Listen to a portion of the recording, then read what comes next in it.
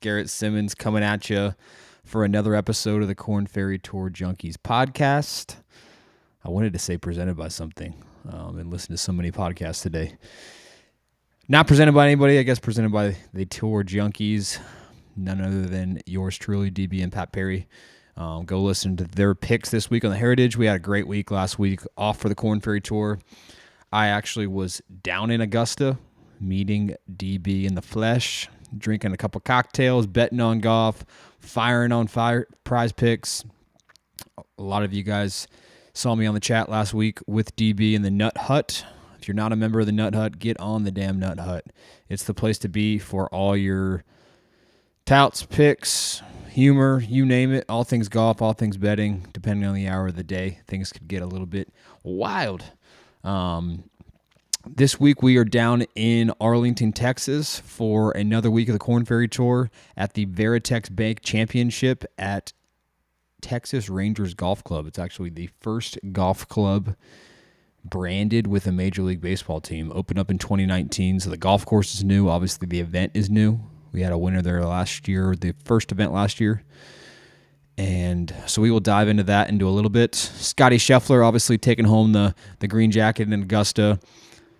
Maybe the first ever major winner to 4-putt the 18th and win a major, let alone by 3 shots. I thought it would have been sick if he 6-putted just to say that he did it and won the Masters and 6-putted 18. That would have been badass.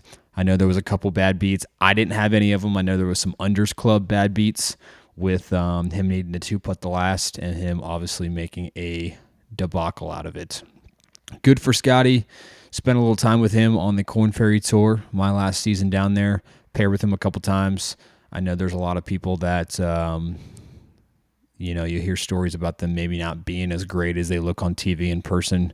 Can't say that about Scotty Scheffler. He is an all-class, all-world dude, and I have seen that firsthand even when he was not on the big stage. So congrats to Scotty. Great to see him play well and solidify his status for all the haters out there prior to the Masters that said he might not deserve it of the number one in the world ranking. I think this dominating performance was a testimony to where he's at in the rankings. Cool to see Tiger back. I honestly was on board after round one, just like everybody else, and on the edge of my seat watching every shot. It's just cool to see him back. I think he has deserved all of the attention he gets and all the attention he steals from the rest of the participants in the field. I think everybody in the field would agree with that and is okay with that. The golf's just better without him. Golf is better with him. And whether he's shooting 80 or 78 or whether he's shooting 1 under and firing at flags, we did see some glimpses of Tiger. And I think he will be back in St. Andrews. I like him at St. Andrews, a flat golf course that he's obviously won there. Will we see him at Southern Hills? Maybe, maybe not. I know he has won there in the past. It's probably harder finding golf courses that Tiger hasn't won at. Anyway, great to see him back. Fun week in Augusta. Glad to be back here talking Korn Ferry Tour. Try to make it a quick show. Jump into the picks again. We're still limited with DFS not being a part of the KFT on a daily basis, on a weekly basis, and really just getting outright picks from FanDuel and DraftKings. I'm going to give you all the odds tonight are going to be DraftKings. I think they're the best odds. They're very similar to FanDuel.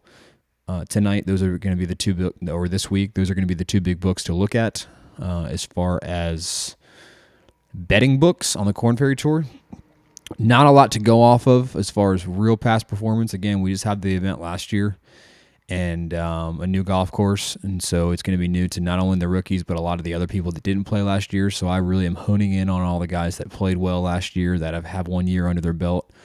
Anytime we see a golf course that is new to the tour, it really pays off to for the people that have played there in the past or maybe are from Texas, etc.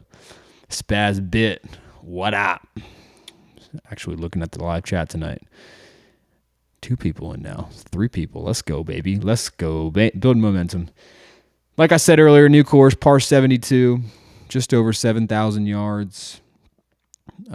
I expect it to be a similar Korn Ferry Tour score, a high winner, a low 20s, low to mid 20s winner, unless we see some crazy weather, which I haven't seen in the forecast.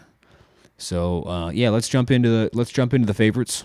We'll kind of try to keep this short and sweet and get you guys into the picks. Try to find you some winners. I'm overdue.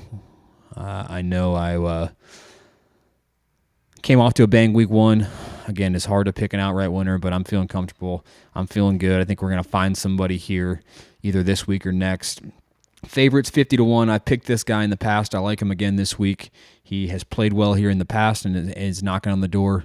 And nobody is more determined to get his card than Eric Barnes, coming in at 30-1. So I like Eric this week in this favorites category.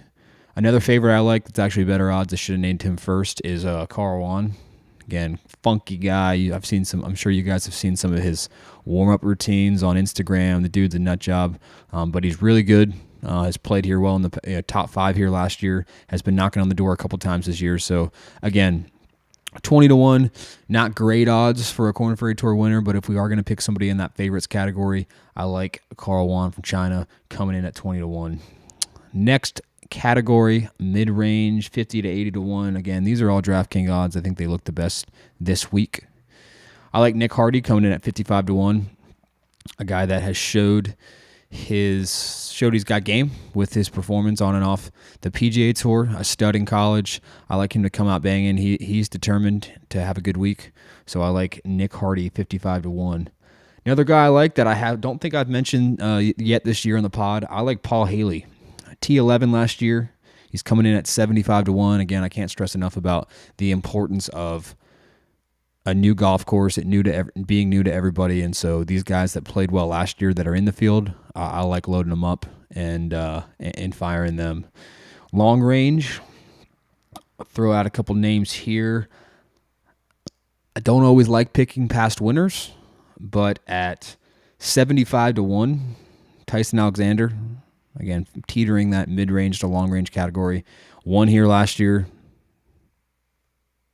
I think that says enough for how he feels about the place. And at 75-1, I like those odds.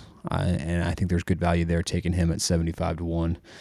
Next guy I like, who again is if you could bet first-round leaders, I would fire him every week. Unfortunately, we don't have those options yet in all of the popular sports books. I like Vince India, 110-1.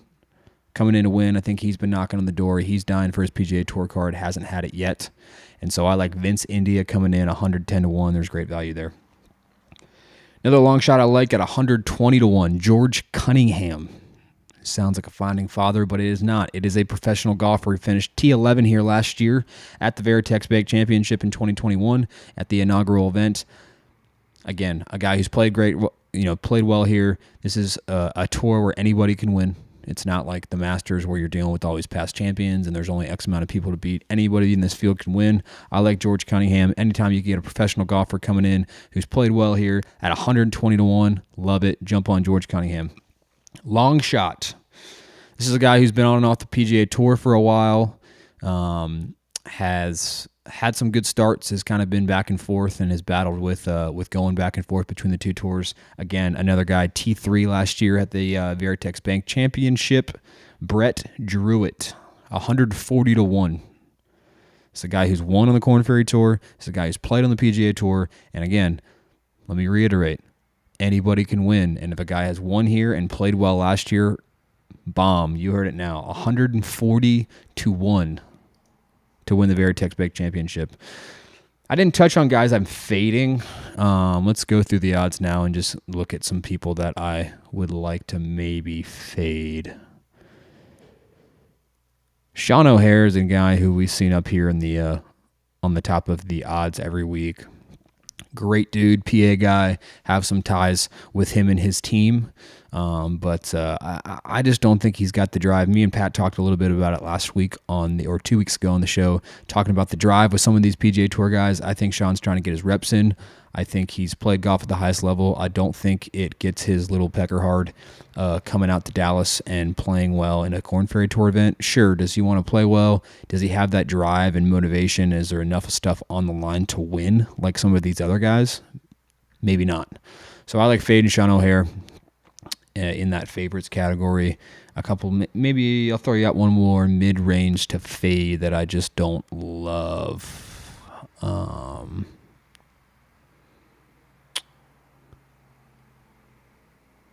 Who else we up in here? 50 to 1, 50 to 1, 50 to 1. I'm going to throw Bads in there. Aaron Baddeley, same way. A guy who's been up and down. I just don't see a lot of these, I don't see a PGA Tour guy winning this week with what is on the line or not on the line for some of these guys who are established, who have a little bit of money in the bank. Two guys I like to fade, two PGA Tour guys I'm fading this week.